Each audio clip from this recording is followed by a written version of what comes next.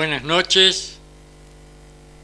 Este es el programa número 132 de Corrientes, antes y ahora. Programa histórico, cultural, una mirada al pasado, una visión del presente. Programa de 1 hora de duración. Se transmite por cable, canal 4, Cabletel Mercedes Corrientes, los días martes de 21 a 22 horas. Se reitera miércoles, luego del informativo de este canal, y se lo carga en YouTube. Estas historias son verídicas, las que viví y reviví en mis largas travesías por los campos correntinos. Otras que escuché de personas que las protagonizaron, donde se reflejan fielmente, sin aditamentos políticos, religiosos o sociales, a los hombres y mujeres productos de la tierra correntina, las empresas grandes y pequeñas que empujaron la rueda del progreso. Son ellos, no otros, los protagonistas de Corrientes, antes y ahora. En este programa tienen cabida todos los temas que nos ayuden a descifrar nuestro patrimonio intangible. Agradecimiento a Griselda Pontiel, a Omar Tunino Lugo, Romina Lugo y José María Calderón. También a nuestros auspiciantes que hacen posible que estemos en este programa, en este canal.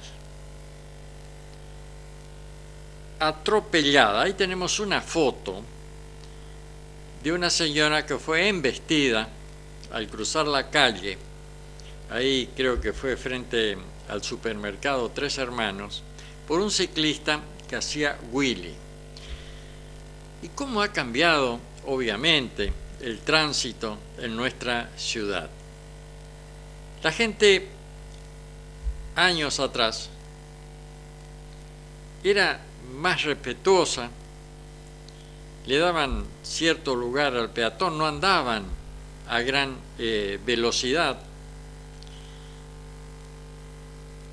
Recuerdo que cuando filmaba mi noticiero, el noticiero de la ciudad, andábamos con el filmador por la calle, y allí en la calle Juan Pujol, haciendo cruz con la plaza, donde ahora hay una heladería, ahí hubo un accidente. 2 autos chocaron. En aquella entonces un choque no era muy común como es ahora. Pero no había pasado prácticamente nada, solo alguna holladura. Y yo andaba con la cámara, reitero, con un filmador. Entonces voy y le pido autorización a uno de los que lo habían, protagonistas del accidente. Le dije, ¿puedo filmar? Porque había que pedir autorización, permiso, a ver si nos dejaban filmar. Sí, cómo no, filmá. Así la gente se da cuenta, ve que el que venía mal era el otro, que yo venía bien, venía por mi mano, venía sin haber vulnerado ni una ley de tránsito. Bueno, filmé, y entonces voy al otro protagonista y le pregunto, ¿puedo filmar? Sí, filme.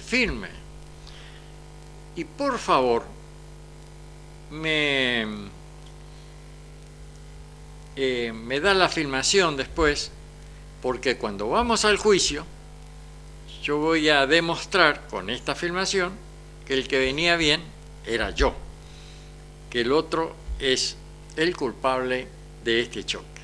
En realidad no se fue a juicio, no pasó nada porque era un choque menor, y y todo quedó así. Pero esto lo traigo a colación porque la gente cómo se manejaba, cómo transitaba, con más cuidado, incluso cuando se andaba con jardinera, caballo y demás, se tenía mucha precaución de no producir algún tipo de colisión con otro vehículo. Acá embistieron a esta señora. La noticia es que le fracturaron la cadera, como dice ahí, lo que le va obviamente a inmovilizar durante bastante tiempo, le va a ocasionar una cantidad de problemas. Y siempre en alguna oportunidad en este programa yo había hablado sobre la plaza, cómo era antes, incluso donde había molinetes en las esquinas para que no ingresen los caballos. Obviamente esto se sacó, esos molinetes, y las bicicletas aprovechan estas rampas que hicieron para las personas con capacidad de movilidad disminuida y entran raudamente a la plaza, ya prácticamente no se puede más caminar, y andan por las calles también los chicos haciendo wheelie, poniendo en riesgo la vida de otros, pero su propia vida. Esto se debería tener muy en cuenta, ya que una colisión, y si vienen rápido con la bicicleta como vienen, pueden caer, golpear la cabeza contra el cordón, con algún árbol de la plaza y demás. Digo, esto lo estoy comentando como, no sé, una contribución a la mejor convivencia entre los mercedeños para evitar todo este tipo de accidentes, que en este caso de esta señora, una señora grande, caminando lentamente, cruzando una bicicleta, la embiste que venía haciendo wheelie. No hay ni un tipo de cuidado ni miramientos hacia la otra persona, que es nuestro compoblano, donde convivimos, donde estamos bajo el mismo sol, bajo la misma luna. Entonces deberíamos retornar un poco a lo que éramos en el pasado, donde teníamos más respeto, nos teníamos más respeto por el prójimo. Bueno, entonces esta señora, la que está ahí en pantalla, que está en la foto, no iba con el chiquito, esta foto está, ella ahí estaba ahí con ese chiquito, pero estaba cruzando sola la calle, fue embestida, y estos accidentes se suceden fundamentalmente por imprudencia, por impericia, y no son accidentes, sino ya es algo que viene casi premeditado, diría. ¿Por qué? Si uno anda desaforadamente por la calle, por cualquier lado, sin cuidado, con el celular,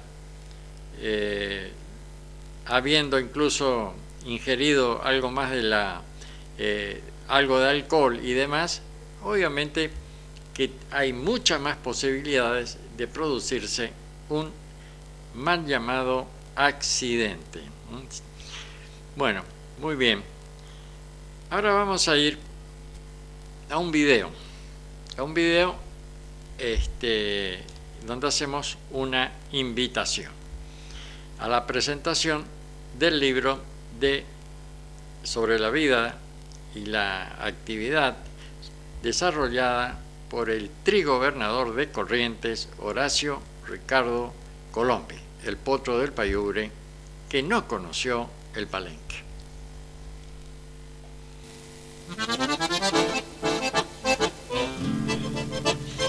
Invitación especial para el lunes 25 de noviembre en el Salón del Consejo Deliberante, de la ciudad de Mercedes Corrientes a las 20:30 horas.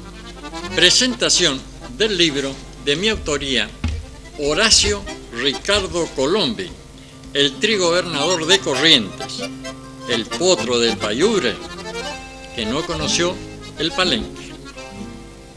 Ricardo Colombi es el político más destacado de la provincia de Corrientes desde el reinicio de la democracia. Piloto y capitán de tormentas, donde parece sentirse más cómodo. La quietud lo incomoda. El potro del Payure, que no conoció el Palenque. En este libro también pretendo reflejar la esencia del correntino, la estirpe mercedeña, las historias y las creencias. Es un viaje imaginario al futuro, un futuro que depende del presente. Los correntinos expectantes. Una ráfaga de esperanza los envuelve con su manto. El pasado es ayer y es hoy. El futuro es hoy y es mañana. El tiempo se va a cada instante y nos lleva con él. Viajamos hacia el futuro, llevando recuerdos, realizaciones que convergen y estrechan en un abrazo de hermanos mercedeños. La cita entonces es para el 25 de noviembre en los salones o en el salón del Consejo Deliberante de la ciudad de Mercedes Corrientes a las 20 horas. Horacio Ricardo Colombi, el trigobernador de Corrientes, el potro del Payure que no conoció el Palenque. Un libro artesanal de mi autoría. Bueno, como lo expresamos en ese video, la cita es para el día lunes 25 de noviembre, 20 horas, en los salones del Consejo Deliberante de la ciudad de Mercedes. Ahora voy a ir a una historia que estoy escribiendo. Antonio Lamaría, el último rebelde. Antonio era el compañero de aventuras del gaucho Antonio Gil. Siempre juntos. Eran como hermanos. Antonio, diestro en el manejo de las armas, en especial el cuchillo y el machete, audaz hasta más allá del límite. No temía a nada ni a nadie, como si no valorara su vida, ni la de sus oponentes. Jinete con el cuerpo dúctil para esquivar la densa vegetación de los montes correntinos. Se escabullía y mimetizaba con la vegetación como si fuera un pajonal. Nadaba como un yacaré, escondiéndose entre los camalotes para huir del enemigo o para cazar algún animal silvestre. Mataba junto al gaucho Antonio Gil vacunos y marrones, orejanos sin marca, para entregar la carne a los pobladores de los extensos e inhóspitos campos correntinos, donde el natural era considerado un enemigo por los propietarios con dudosos títulos, que veían en ellos un peligro para sus propiedades físicas. Para combatirlos, utilizaba la policía y la ley, que estaba siempre de su parte. Los antoños eran como sus enemigos y buscaban ajusticiarlos, no porque les causaran mucho perjuicio, sino porque eran un mal ejemplo para el resto. Los rebeldes debían desaparecer, para asegurar la subsistencia del poder y los privilegios, para que no se difunda y expanda las acciones tendientes a lograr la independencia individual y después colectiva. Era la semilla que no debía sembrarse, el grito que debía acallarse, que había que aplastar. No importaba cómo, no importaban los métodos, la crueldad no tenía límites. Antonio Lamaría era el último de los rebeldes. No se sometía a los poderosos, nacido en los campos de Corrientes, en un abra del monte Espinillar, donde reinaba el yaguareté, donde el mono carayá moraba en las copas de los grandes árboles, donde la abigarrada vegetación obstruía el paso, dificultaba el tránsito humano, donde los animales silvestres lograban esconderse de otros animales silvestres más poderosos que buscaban devorarlos. La ley del monte imperaba sin clemencia, sin perdón, con extrema ferocidad, la subsistencia del más fuerte, del más astuto. En ese hábitat nació y se desarrolló Antonio Lamaría. La hidrografía de la provincia de Corrientes, de Liberá, sirve de fuente a los tres grandes ríos entre el Santa Lucía, el río Paraná y el Alto Paraná, comprendiendo los departamentos agrícolas en la provincia, es decir, Bellavista, Saladas, Emburucuyán, Caacatí, Itatí, San Cosme, Dan Empedrado y Lomas Altas, departamentos que se distinguen por la fertilidad de las tierras y por la conservación de la humedad del suelo, que las hacen propias y especiales para la agricultura. La segunda circunscripción, por Santa Lucía, el Paraná y el río Corrientes, comprenden los departamentos de Goya, Lavalle, San Roque, Concepción de Yaguareté, Corá, siendo una lonja de tierra que se extiende entre innumerables bañados, esteros, muchos de ellos invadeables. Esta sección también es agrícola, con gran desarrollo de la ganadería. La tercera sección, comprendida entre el río Corrientes y el Miriñay, encierra la parte esencialmente ganadera de la provincia, donde están ubicados los grandes montes, los bosques, en esas épocas vírgenes, fuente de las grandes fortunas del país. Quedan en esta sección los departamentos de Mercedes, Curuzucuatiá, Sauce, Esquina y Montecaseros. La sección última, encerrada entre el Miriñay, Uruguay, Paraguay, Misiones, comprende el departamento de Paso de los Libres, La Cruz, Santo Tomé, pueblos que gozan de las ventajas de la navegación por el Uruguay, cruzadas las líneas férreas que cruzaban las líneas férreas en ese entonces. Son más ganaderas que agrícolas, aun cuando sus tierras son propias para la industria última, de la misma manera que acabo de describir las distintas secciones en las que se haya dividida la provincia de Corrientes.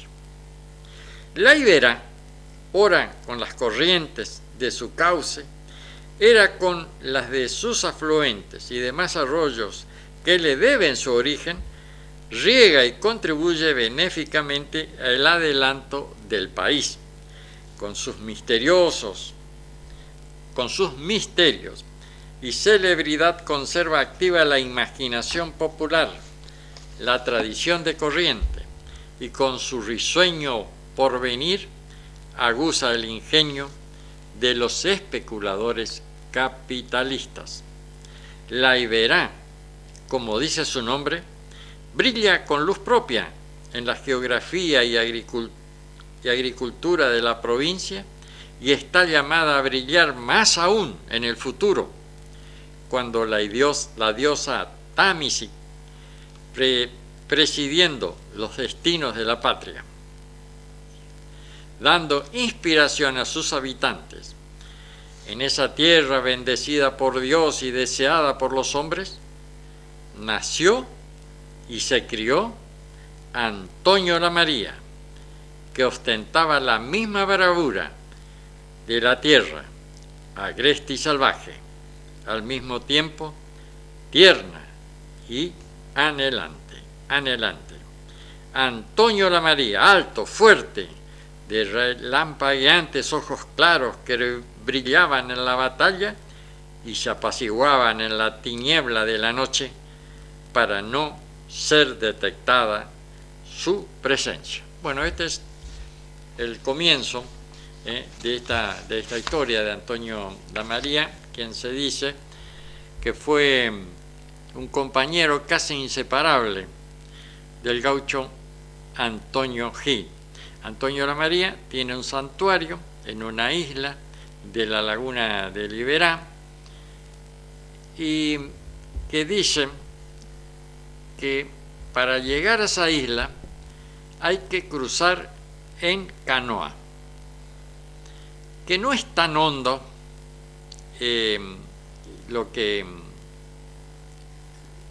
agua que circunscribe, que rodea la isla, pero todo aquel que intentó llegar nadando,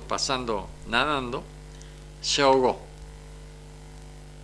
A pesar de que no son aguas muy profundas ni correntosas, sino aguas mansas, no muy profundas, reitero, todo aquel que trató pasar nadando se ahogó. Entonces, dice la leyenda, los nativos de ahí aconsejan, advierten, no pasar nadando, hay que pasar en canoa. Quizás los nativos, los que viven por ahí, los pasan a las personas que quieren ir al santuario de Antonio la María. Hay un día, que no recuerdo cuál, que dicen que va mucha gente, que es el día que murió o lo mataron.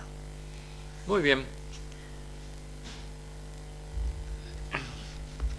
Bueno, vamos a ir entonces, antes de ir a la fiesta religiosa,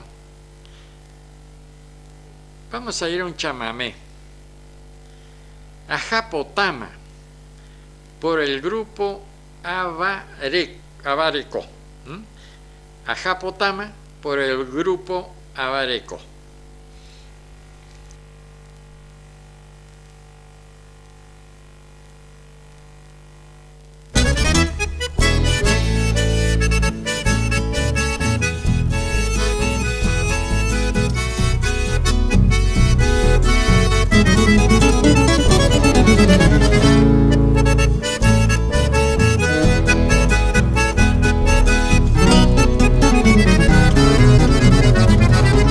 Adiós Colonia, Florencia, Guillermina y el Rabón.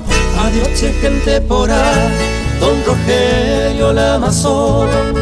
Adiós don Luisito Ventos, Villana y Tartagal. Adiós Ingenio Las Toscas y la zona forestal. Adiós capataz de playa, perdonache despedida. Usted sabe que una moza se fue llevando mi vida. El luto queda en los campos, muy triste en el malezal. Si alguna noche en el monte hasta me vieron llorar.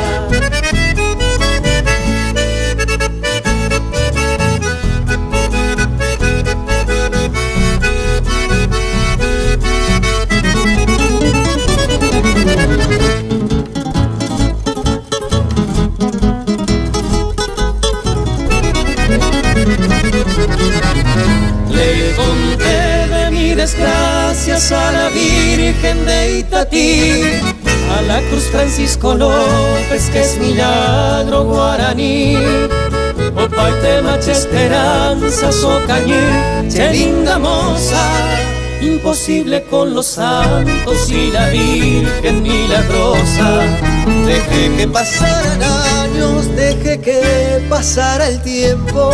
Adiós mi sargento Aranda, haré con presentimiento.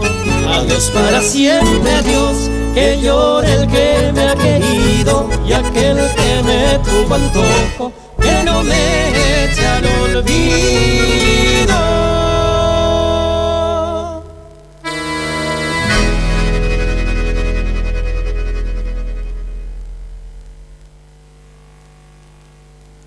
Bueno, entonces fue Ajapotama por el grupo Abareco.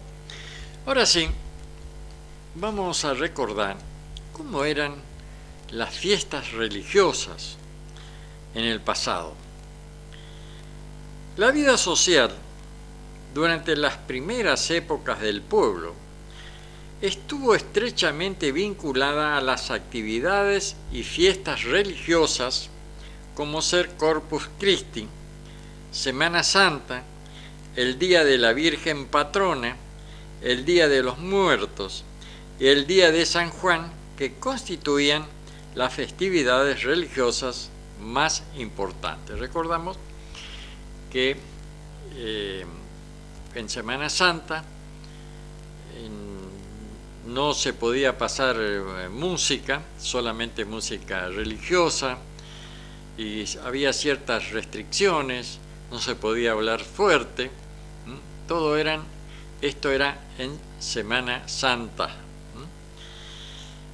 El Día de Todos los Santos, el 1 de noviembre, era tradición que los chicos vayan de puerta en puerta y al cántico de ángeles somos, del cielo venimos, trayendo regalos, colación, su bendición.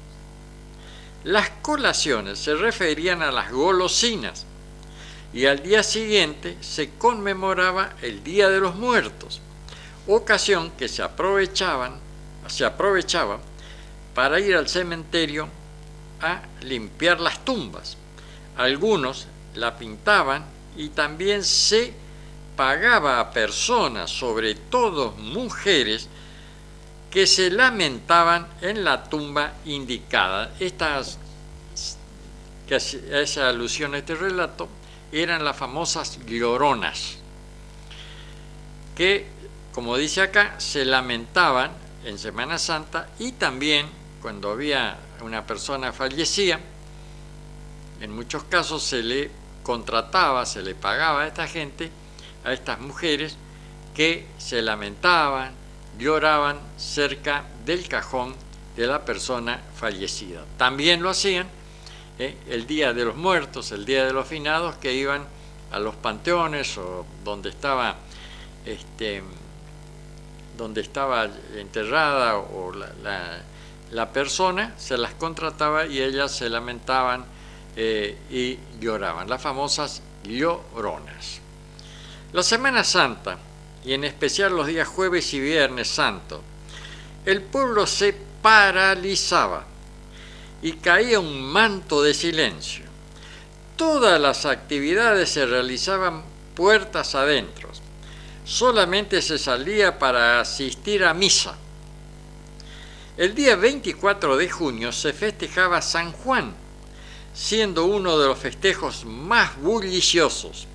Al atardecer, los vecinos preparaban las fogatas que se encendían a la noche con la explosión de cohetes, con gran deleite, fundamentalmente de los más chicos. Bueno, estas luminarias de San Juan ya se preparaba con tiempo, una cantidad de ramas,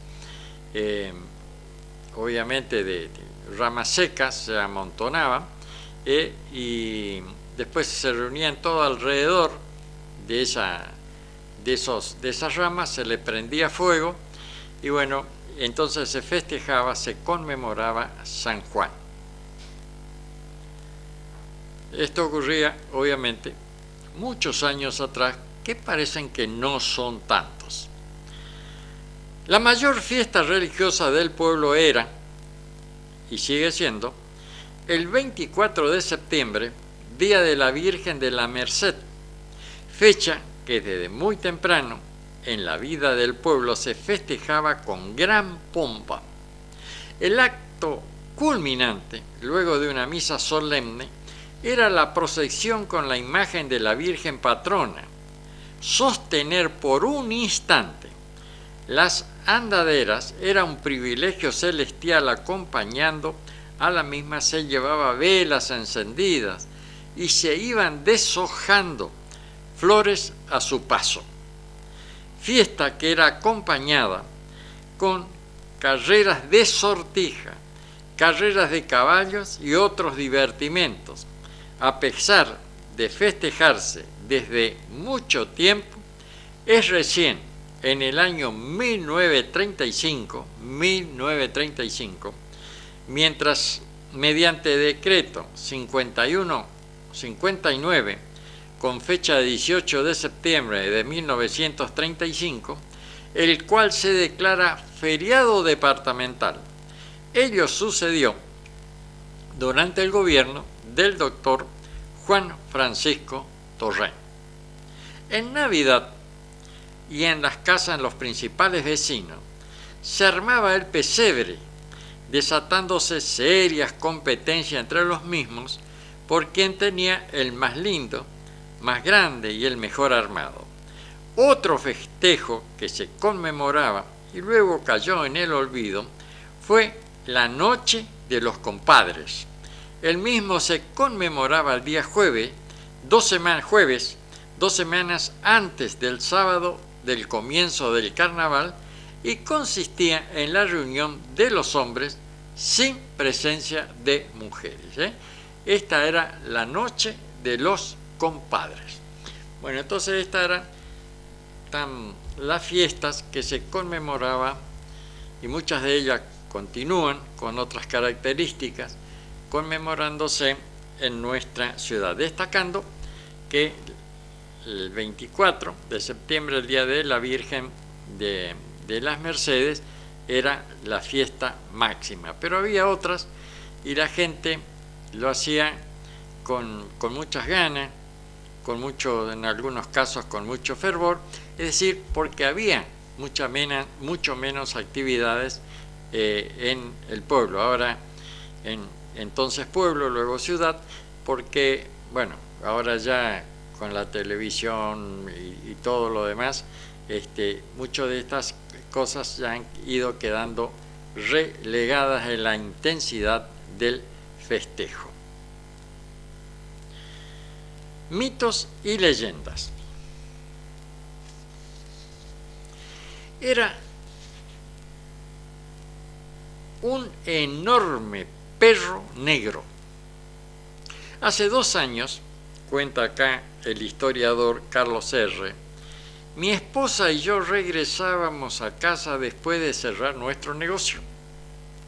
Era alrededor de las 10 de la noche. Todo estaba oscuro y silencioso.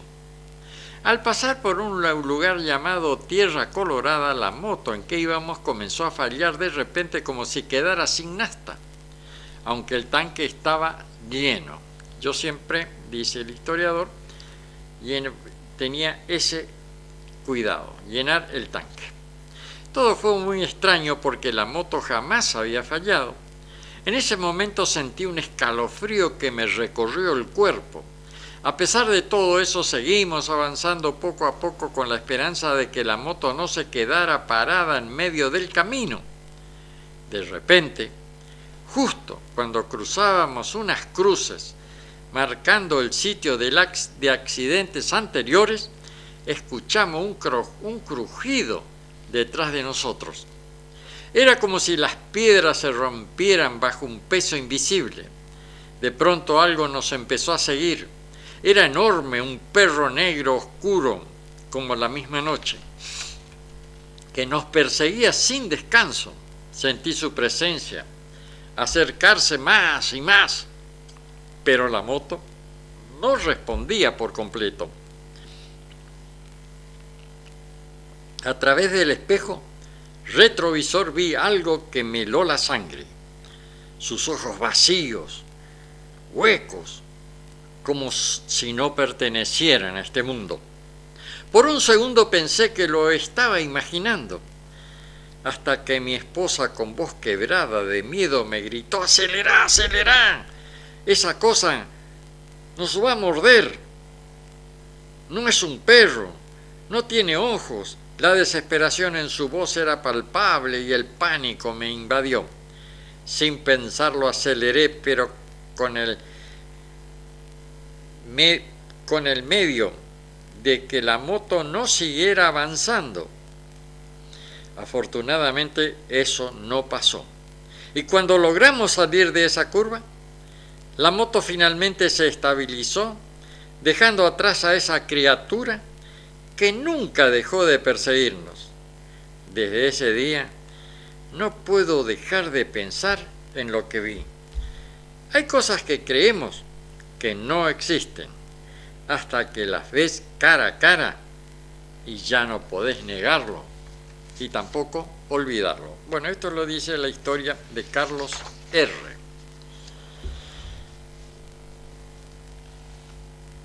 Ahora vamos a ir a un video de invitación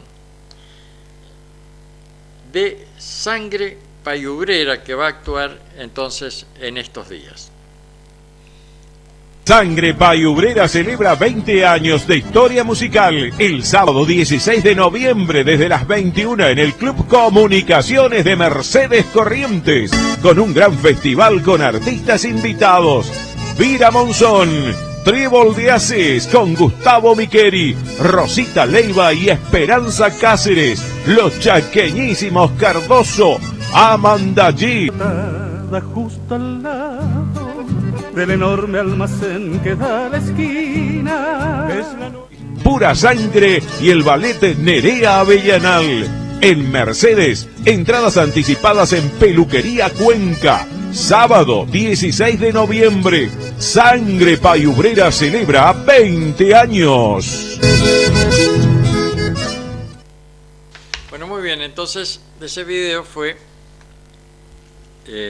anunciando lo que seguramente va a ser muy exitoso, la presentación de Sangre Payubrera, que está conmemorando 20 años de sus primeras actuaciones. Ahora voy a ir a la Pilarcita, algo que también escribí, está publicado acá en un opúsculo, que en algún momento seguramente vamos a tratar de hacer también un libro. La Pilarcita, la niña milagrosa, la Santa Pilarcita. Nació en el paraje Capitaminí, paraje ubicado en el departamento de Mercedes, provincia de Corrientes, donde se inician los bañados del río Corrientes, desde donde partió acompañando a su padre en un carro cargado de poste con destino a Los Pagos, es decir, a Concepción de Yaguareté, Corá. Era una niña inquieta, atenta a ayudar. Cuando un mayor realizaba un trabajo, le alcanzaba algo que le faltaba o iba a faltar. Parecía adelantarse a lo que iba a ocurrir, anticiparse a los hechos. Era el don que la hacía distinta. En algunos momentos se alejaba de su casa, miraba el horizonte ensimismada, reflexionando, pensando con la vista enfocada a lo lejos o muy lejos, allá en los bañados cubiertos de agua y camalotes, con garzas de distintos colores volando, yacarés, carpincho, yaguareté, gatos monteses, patillos, caranchos, cuervos, algún dorado que daba un ágil salto y regresaba a las tierras, a las cristalinas aguas del río Corrientes. Era una niña distinta, distante de la realidad. Parecía esperar un llamado, una orden, algo que la intrigaba y la hacía estar atenta. Sentía como si su existencia estaba truncada, que era predestinada, estaba más allá de la realidad cotidiana. Era una niña muy activa, vivaz. Acarreaba agua con el tumbero aguatero, juntaba las lecheras, ayudaba a ordeñar. Los terneros parecían obedecerle. Cuando ella le ponía el cabresto en el cuello, no se resistían, como cuando lo hacían sus hermanos. Había como un entendimiento inentendible con los animales, igual con su caballo, que montaba diariamente, salía con él por el campo bañado, chapaleando agua y barro. Los animales silvestres no se espantaban, parecían que miraban atentos el paso de la niña y su caballo. Era el inmenso campo. Era un mudo testigo que albergaba un gran secreto, próximo a develarse. Un secreto que provenía desde lejanos tiempos. Era una herencia indelegable que la niña no podía rechazar, que le iba a demandar un supremo sacrificio, que iba a redundar en beneficio de muchos que necesitaban de un favor del más allá, y la niña iba a hacer la conexión con esos seres que habitaban en el espacio del infinito universo. La niña estaba cada vez más inquieta. Algo la alteraba, no la dejaba dormir con tranquilidad. Con el paso de los días su forma de ser, de comunicarse, comenzó a cambiar. Estaba silenciosa, taciturna, observaba su rancho, su casa, como algo extraño. Tenía la sensación que el tiempo de su estadía se estaba terminando, que ya no estaría con sus padres ni hermanos, que se iría lejos y para siempre. No lo entendía, pero lo presentía.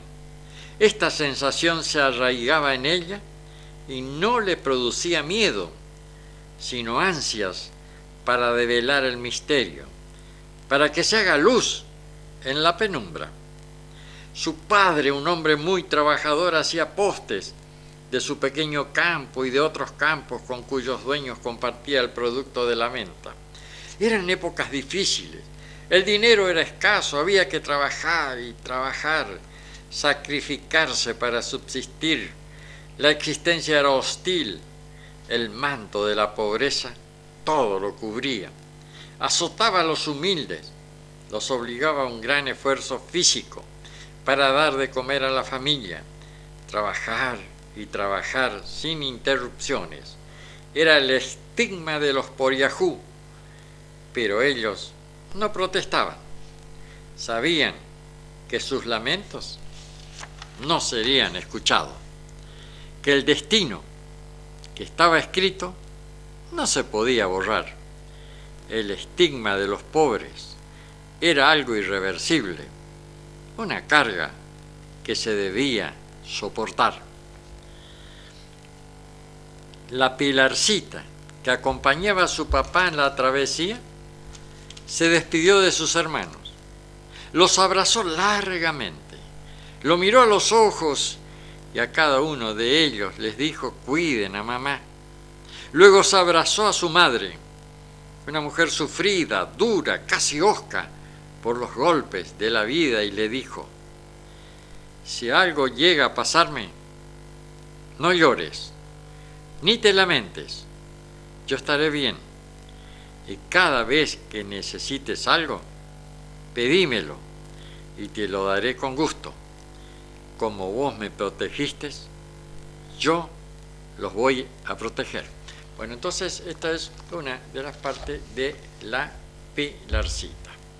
Esta historia que escribí, en algún momento ya está publicada, en algún momento lo vamos a hacer Entonces, un libro con San La Muerte, el gauchito Antonio Gil, Juanita Cabrera y la Pilarcita. Barrilete cósmico. Cometa, Pandorga, ¿y si hacemos uno mañana?, le preguntaba a papá. Y al otro día, media mañana, todo comenzaba detrás de la casa, un tacuaral de donde se sacaban las varillas, las tacuaras secas, siempre más, decía el viejo. Luego había que definir la forma: cuadrado, rectángulo, cometa o circular, octágono. Después venía la parte de unir las varillas con un piolín, que era el mismo con el que se cosían los cueros de las pelotas. Para cubrir todo eso, bolsas de nylon o diarios viejos, plasticola para pegar el diario, no engrudo. La plasticola es para la escuela, el engrudo un pegamento casero a base de harina y agua. Con todo esto bajo la dirección de papá, una vez secó el engrudo y hay que ponerle las riendas, donde según él estaba una buena parte del éxito del vuelo. A ojo nomás le medía, tienen que estar parejos para que no se vuelva inclinado y se caiga. Mamá costurera de oficio remendaba las rodillas de uno de los pantalones rotos que se rompían de tanto jugar a las bolitas, y sabe de antemano que viene la pregunta: «Ma, ¿tenés algún trapo viejo que no te sirva para la cola del barrilete?» Y sí, siempre tenía. Para el hilo nunca había faltante. Papá viejo pescador le sobraban tanzas como para llegar hasta el cielo. Bueno, vamos al campo de doña Consensa, decía, ese campo que estaba pasando la última calle del pueblo y era como un patio infinito para nosotros. Comenzaba la mejor parte. Vos parate allá, en esa lomita, levantá los brazos, con el barrilete arriba. Cuando yo digo 3, soltá. Y vos empezás a correr contra el viento. Todo se cumplía a rajatablas. El barrilete despegaba, daba 2 o 3 giros sobre sí y cae. El viejo miraba, piensa y sentencia: «No, le falta cola. Anda a decirle a tu mamá que te dé más trapos». Y había que saltar nomás el alambrado e ir a buscar más trapos. Si había viento sur, de vez en cuando se cortaba la tanza y teníamos que correr en dirección al cementerio a buscarlo sin mucho inconveniente. Ahora, si era viento norte, corríamos con todos los riesgos porque se cortaba e iba en dirección al pueblo, enredándose en los árboles y cables y demás. Nos turnábamos para cuidarlo. Cuando era hora del almuerzo, lo atábamos a algún poste o por los espinillos y de vez en cuando lo bicheábamos para ver si seguía allí arriba. La magia de todo eso duraba 2 o 3 días hasta que comenzaba a romperse el barrilete. Para papá hacer barriletes era un arte. Una vez hizo uno en forma de cajón inmenso que hasta hoy me pregunto cómo lo hizo volar. Sí, un arte puro, arte que hizo muy feliz a nuestra infancia, hasta que un día él se hizo cometa, barrilete, Pandorga. Se puso tanta tanza que llegó nomás al cielo. Bueno, esto es Luis Miguel, retrato de Molina Campo, aflojale que colea, ¿no? De la historia del barrilete. Bueno, ya estamos finalizando este programa. Tenemos el gaucho Martín Fierro, capítulo 2. Se aproxima el día de la tradición. Ninguno me hable de penas, porque yo penando vivo, y nadie se muestra altivo, aunque en el estribo esté, que suele quedarse a pie el gaucho más atrevido. Junta experiencia en la vida, hasta para dar y prestar, quien la tiene que pasar entre sufrimiento y llanto, porque nada enseña tanto como el sufrir y el llorar. Viene el hombre ciego al mundo, cantándole la esperanza, y a poco andar ya lo alcanzan las desgracias a empujones, la pucha que trae liciones el tiempo con sus mudanzas. Yo he conocido esta tierra en la que el paisano vivía y su ranchito tenía y sus hijos y mujer. Era una delicia el ver cómo pasaban los días. Bueno, y tenemos ya para finalizar la revista Jopara Payubre, volumen 3. Esta revista dice en su tapa: la lectura hacen al hombre completo, la conversación la hace ágil, el escribir lo hace preciso. Jopara, entonces, esta revista, la lectura hace al hombre completo, la conversación lo hace ágil, el escribir lo hace preciso. Bueno, vamos a ir ya para ir finalizando con un Chámame Río Corrientes por Nico Cardoso.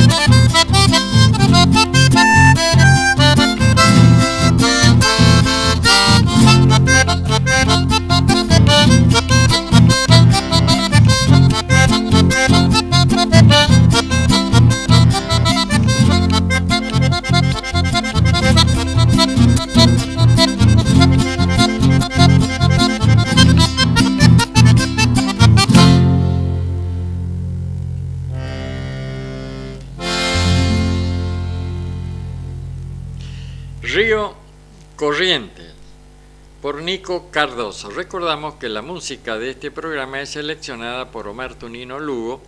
Tratamos también de darle difusión en este programa a los artistas, a los músicos que precisamente tienen menos difusión. Esto ha sido todo para este programa. Si el destino así lo permite, el próximo martes estaremos nuevamente en este canal, en este horario, con un programa de similares características, recordando que mañana miércoles, luego del informativo de este canal, este programa va a ser reiterado y lo vamos a cargar en YouTube para que queda como un archivo. Tengan ustedes muy buenas noches y muchas gracias.